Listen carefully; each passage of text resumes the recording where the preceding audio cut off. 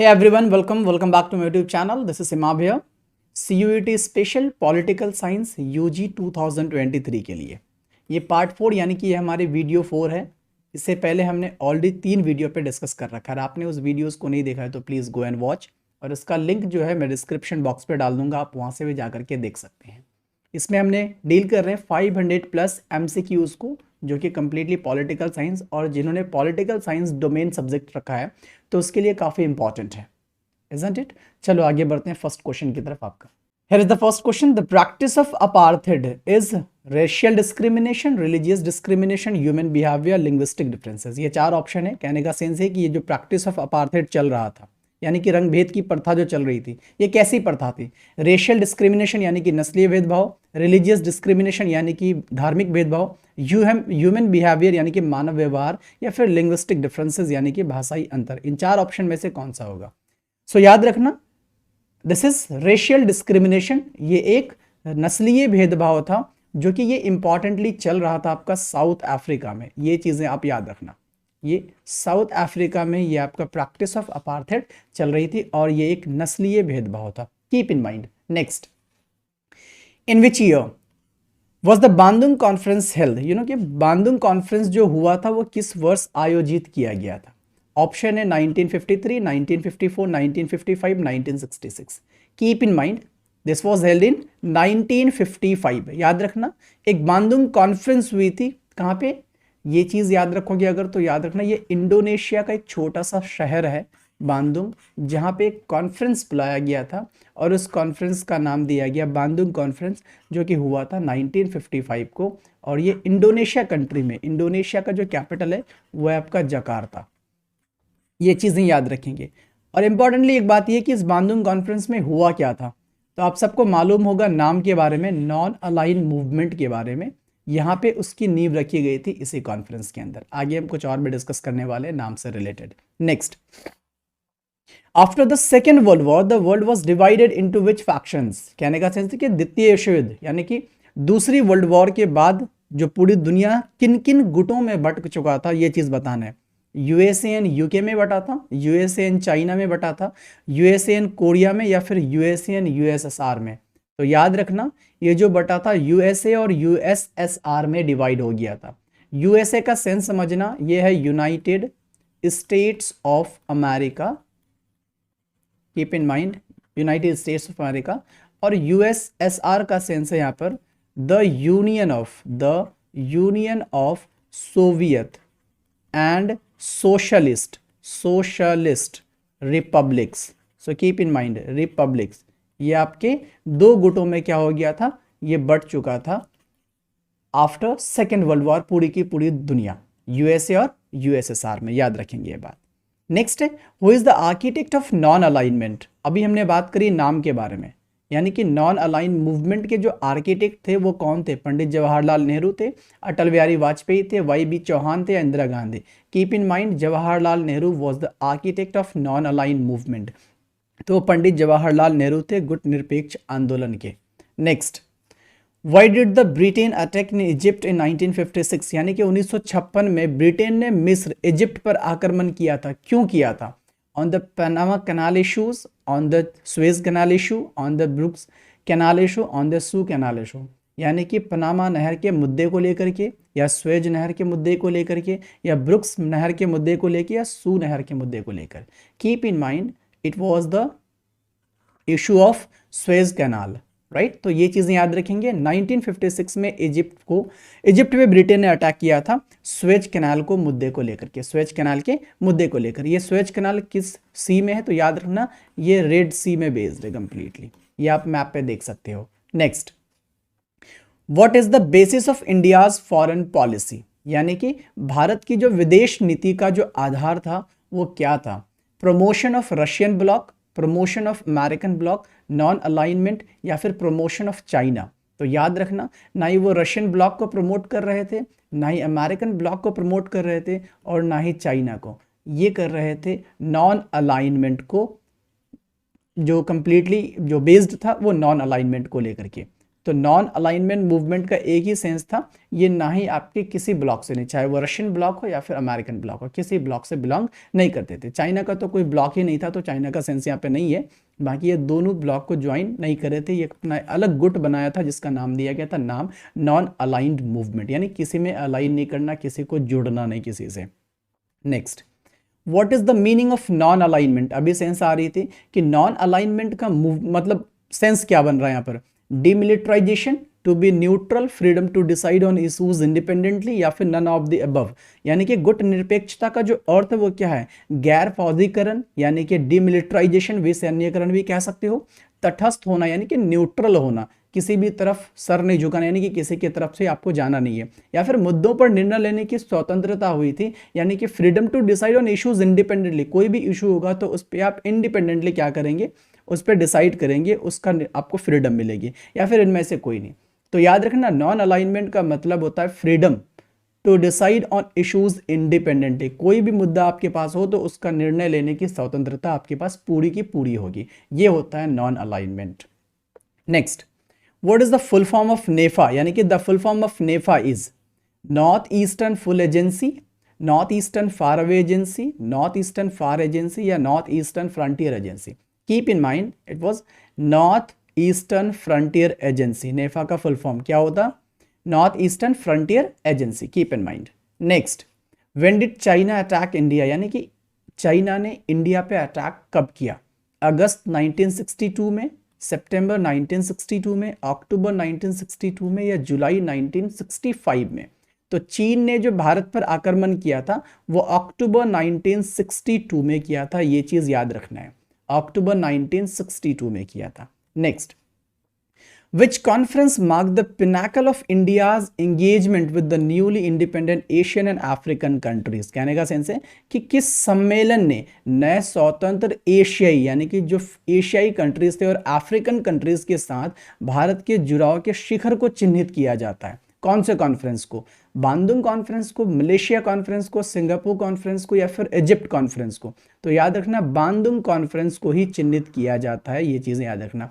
Asian और African countries को लेकर के, एशियन एंड अफ्रीकन कंट्रीज मिल करके एक कॉन्फ्रेंस हेल्ड किया था, कहाँ पे? बांदुंग में, जो कि एक शहर है छोटा सा इंडोनेशिया में, उसी को क्या कहा जाता है? बांदुंग कॉन्फ्रेंस। तो इसका सही आंसर हो जाएगा बांदुंग कॉन्फ्रेंस, ऑप्शन ए। नेक्स्ट है, when was the first summit of non alignment held in Belgrade? यानी कि बेलग्रेड में, यानी कि नॉन अलाइनमेंट यानी गुट निरपेक्षता का पहला शिखर सम्मेलन जो हुआ था वो कब हुआ था? 1960 में, 1950 में, 1961 में, या फिर 1965 में? कीप इन माइंड, जो पहला शिखर सम्मेलन जो हुआ था, फर्स्ट समिट जो हुई थी नाम की, वो 1961 में हुआ था। कहाँ पे हुआ था? बेलग्रेड में। बेलग्रेड जो है एक यूरोपियन कंट्री सर्बिया है, सर्बिया का कैपिटल है आपका क्या? Belgrade. Keep in mind. Next, Panchsheel agreement was signed between India and dash? यानी कि पंचशील एग्रीमेंट जो हुआ था, पंचशील समझौता, वह किसके साथ? भारत और किसके साथ हुआ था? पाकिस्तान के साथ, चाइना के साथ, यूएसए के साथ, या फिर यूएसएसआर के साथ? तो याद रखना, पंचशील समझौता जो हुई थी वो आपका चाइना के साथ हुआ था, चाइना के साथ, ये चीजें आप याद रखेंगे। और ये एग्रीमेंट हुआ था 29 अप्रैल 1954 में, ये चीजें आप याद रखेंगे। एग्रीमेंट कब हुई थी? 29 अप्रैल 1954 में। और ये एग्रीमेंट हुई थी नेहरू एंड चाउ एन लाई के बीच में, एन लाई के बीच में, क्योंकि उस टाइम पे हमारे नेहरू जी ही प्रधानमंत्री थे और चाउ एन लाई जो कि चाइना को लीड कर रहे थे। तो इन दोनों के बीच में क्या हुई थी?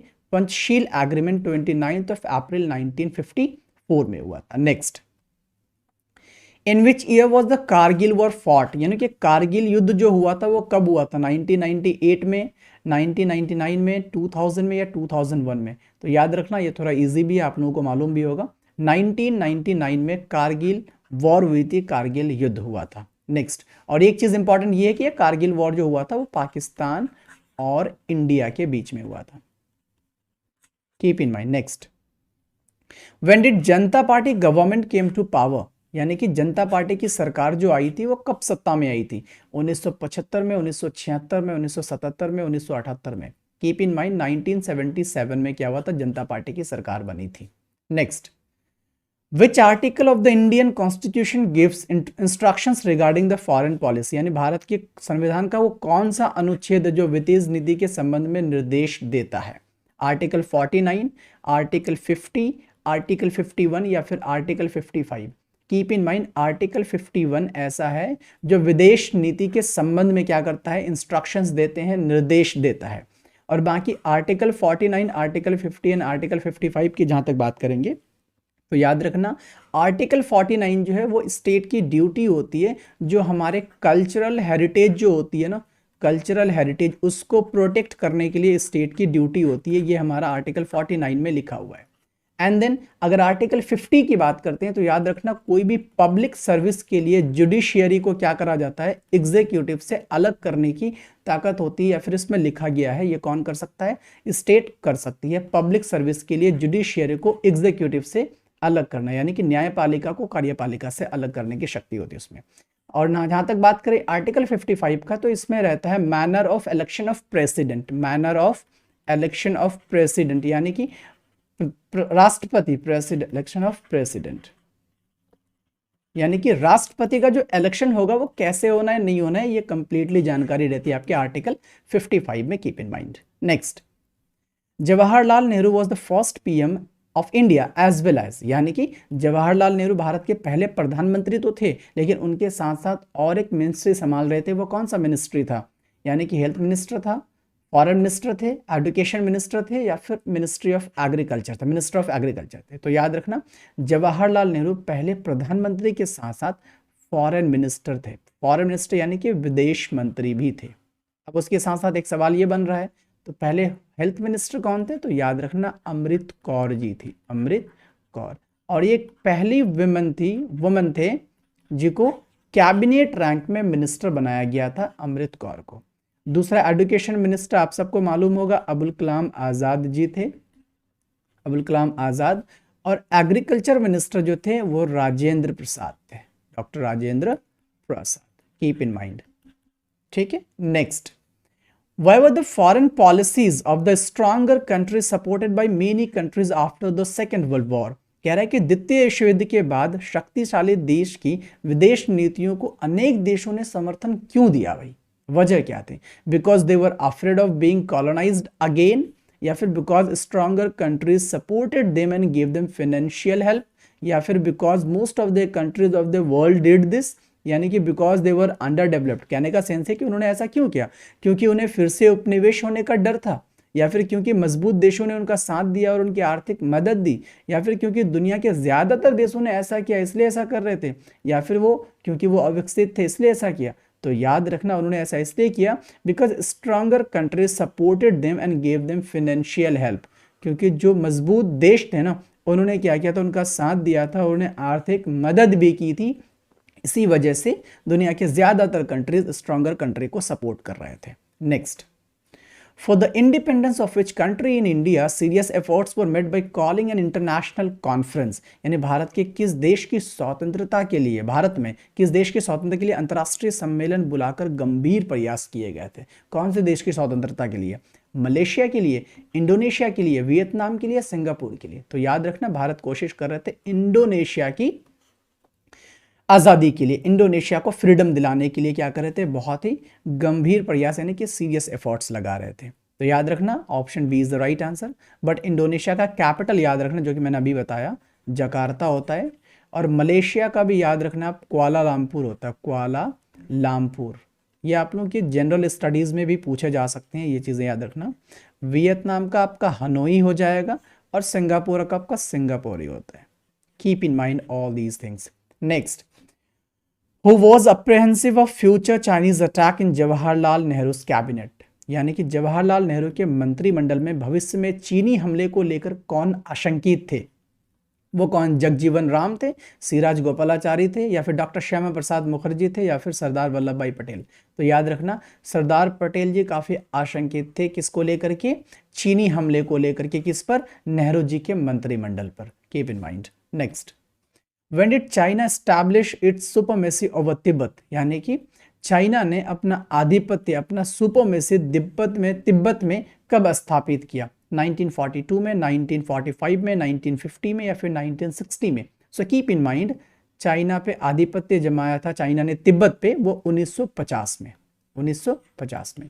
और एक इंपॉर्टेंट चीज इससे रिलेटेड याद रखना, दलाई लामा, दलाई लामा एक रिलीजियस लीडर थे जिन्होंने तिब्बत पे लीड कर रहे थे, तिब्बत पे रह रहे थे, लेकिन चाइना ने जैसे उस पर कब्जा किया तो वो उन्हें वहां से भागना पड़ा, यानी कि वहां से निकलना पड़ा। तो उनके लिए भारत में उन्होंने क्या मांगी थी, शरण मांगी थी, और फाइनली इंडिया ने उन्हें 1959 में शरण दे दी थी। किनको? दलाई लामा को। यानी कि दलाई लामा को भारत में शरण मिली कब? 1959 में। ये चीज याद रखना। और दलाई लामा इससे पहले कहां से बिलोंग करते थे?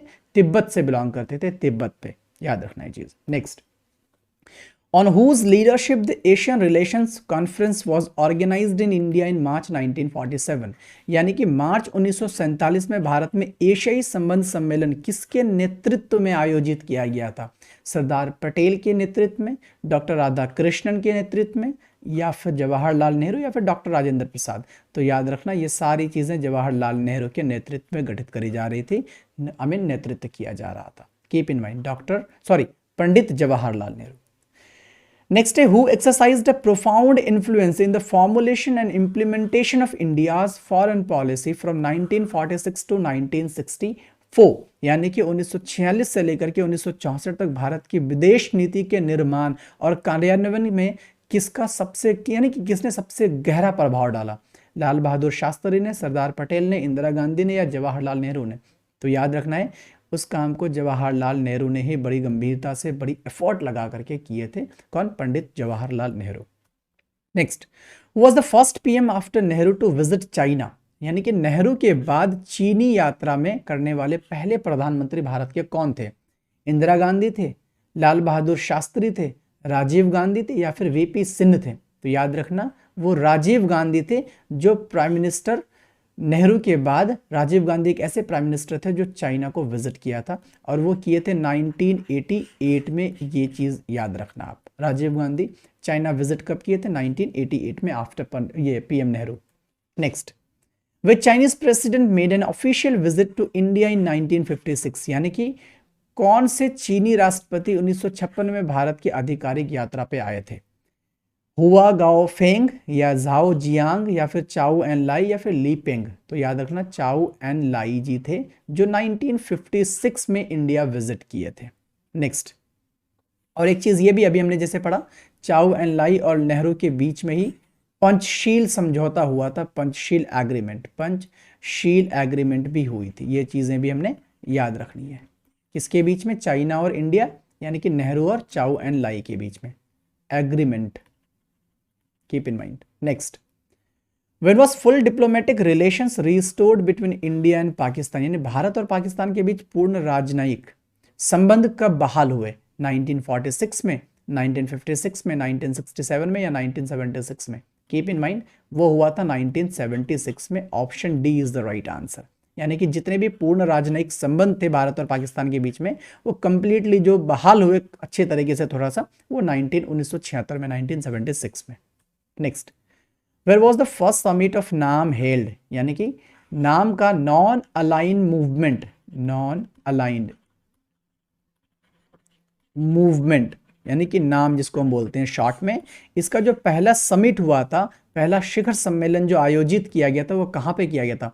तेहरान में, शिमला में, मनाली में, या फिर बेलग्रेड में? आपको मालूम होगा वो हुआ था कहाँ पे? बेलग्रेड में हुआ था। Option D is the right answer. और बेलग्रेड जो है वो सर्बिया का कैपिटल है। सर्बिया कैसा है? यूरोपियन कंट्री है। और मनाली जहां तक बोलेंगे तो मनाली उत्तराखंड, यूके उत्तराखंड इंडिया का एक छोटा सा शहर है। शिमला भी यूके का एक छोटा सा शहर है। जहां तक तेहरान की बात करेंगे तो ये ईरान का कैपिटल है, Tehran is the capital of Iran. Keep in mind. Next, during the Nehru era, why was some political parties and groups in our country of the opinion that India should be more friendly with the US-led bloc? यानी कि नेहरू के युग के दौरान हमारे देश के कुछ राजनीतिक दल और समूह का ये राय क्यों था कि भारत को अमेरिका के नेतृत्व वाले ब्लॉक के साथ क्या करना चाहिए? अधिक मित्रतापूर्ण व्यवहार करना चाहिए। ऐसा क्यों था? ऑप्शन है because the American faction claim to pro democracy and promote capitalism, या फिर दूसरा option America always took India side, या तीसरा option America supported India in all its policies, या चौथा option America was very close to India. यानी कि क्योंकि अमेरिका गुट लोकतंत्र समर्थक होने का दावा करते थे और पूंजीवाद का बढ़ावा देता था, क्या यही वजह थी? या दूसरा अमेरिका ने हमेशा भारत का पक्ष लिया, ये वजह था? या फिर अमेरिका ने भारत के सभी नीतियों का समर्थन किया, ये? या फिर अमेरिका भारत के बेहद करीब था? तो याद रखना ये 3 ऑप्शन नीचे के गलत है, वो पहला ऑप्शन यहाँ पे आपका सही हो जाएगा, क्योंकि अमेरिका क्या करते थे, प्रो डेमोक्रेसी यानी कि वो लोकतंत्र को क्या करते थे, समर्थक देते थे, उसका समर्थन करते थे और उसके साथ साथ कैपिटलिज्म को भी प्रमोट करते थे। इस वजह से लोगों का राय था कि उनके साथ हमें अधिक मित्रतापूर्ण व्यवहार करना चाहिए। Next, where did Pakistan conducted its nuclear test, यानी कि पाकिस्तान ने अपना परमाणु परीक्षण न्यूक्लियर टेस्ट कहाँ किए थे? पटकाई हिल्स में, चागई हिल्स में, नागा हिल्स पे, या फिर कारगिल हिल्स में? कीप इन माइंड वो चागई हिल्स में क्या किए थे, पाकिस्तान ने अपना पहला न्यूक्लियर टेस्ट परीक्षण किया था और ये किए थे 1998 में। ये चीज़ें आप याद रखोगे। और जहाँ तक इंडिया की बात करेंगे तो इंडिया ने भी अपना न्यूक्लियर टेस्ट किए, वो किए थे पोखरन राजस्थान में किए थे, पोखरन राजस्थान में किए थे। ये हम आगे शायद देखने वाले हैं। चलो आगे देखते हैं। या India conducted its first and second nuclear test at Pokhran in the year dash and dash respectively, यानी कि भारत ने पोखरन में अपना पहला और दूसरा परमाणु परीक्षण कब यानी कि किस वर्ष में किए थे? 1978, 1991, या फिर 1971, 1992, या फिर 1974, 1998, या फिर 1974, 1996? तो याद रखना option C is the right answer. पहला जो परमाणु परीक्षण हुआ था वो 1974 में हुआ था और दूसरा जो हुआ वो 1998 में हुआ। पहला वाला फेल हो गया था, ढंग से काम नहीं करा था, और 1998 वाला सक्सेस मिली थी इसमें, जो कि ये हुआ था आपका पोखरन में। यानी कि पोखरन कहाँ पे है? वो आपका राजस्थान स्टेट में है, राजस्थान स्टेट में। और राजस्थान का कैपिटल जयपुर होगा, आप ये भी ध्यान में रखेंगे, keep in mind. Next, the main objective of Nehru's foreign policy were, यानी कि नेहरू की विदेश नीति का मुख्य उद्देश्य क्या था? पहला है to preserve the hard earned sovereignty, यानी कि कड़ी मेहनत से जो हमने संप्रभुता बनाया है, उसको अर्जित जो करी थी, जो लिया है हमने, उसको बना के रखना है, प्रिजर्व करना है उसकी। नेक्स्ट है प्रोटेक्टिंग टेरिटोरियल इंटेग्रिटी, यानी कि क्षेत्रीय अखंडता जो होती है ना, टेरिटोरियल इंटेग्रिटी, उसको भी प्रोटेक्शन देनी है। To promote rapid economic growth, यानी कि तीव्र आर्थिक विकास जो होता है उसको भी प्रमोट करना है, उसको भी बढ़ावा देना है। लास्ट में establishment of capitalist system in India, यानी कि भारत में पूंजीवादी व्यवस्था का भी स्थापना करना है। तो याद रखना पहला वाला तो बिल्कुल सही है कि वो प्रिजर्व करना चाह रहे थे जो हार्ड अर्न्ड सॉवरेंटी था हमारा, ठीक है। दूसरा प्रोटेक्टिंग टेरिटोरियल इंटेग्रिटी, ये भी चाहते थे कि जो टेरिटोरियल इंटेग्रिटी है उसको हम प्रोटेक्शन दे सकें। तीसरा to promote rapid economic growth, हमारा जो रैपिड इकोनॉमिक ग्रोथ था उसको भी प्रमोट करना था। लेकिन चौथा वाला जो establishment of capitalist system in India, ये बिल्कुल नहीं चाहते थे, ये उसके ऑब्जेक्टिव में शामिल नहीं था, ये ऑब्जेक्टिव उसका नहीं था फॉरेन पॉलिसी का। तो इसी वजह से आंसर होगा 1, 2, 3, जो कि ऑप्शन सी मैच हो रहा है। Only 1, 2 and 3 is the right answer. So here is the answer. So this is the 30th question, I think ये लास्ट होगा। Yes, that was the last question. तो थैंक यू सो मच। आपने पूरा अगर session देखा होगा तो hope कि आपको अच्छा लगा होगा, आपके लिए बेनिफिशियल रहा होगा। एंड देन अगर चैनल को सब्सक्राइब नहीं किया है तो इम्पॉर्टेंटली आप सब्सक्राइब कर दें, एंड नेक्स्ट इम्पॉर्टेंटली कि आप शेयर भी कर दें इसे। That's all. Thank you so much.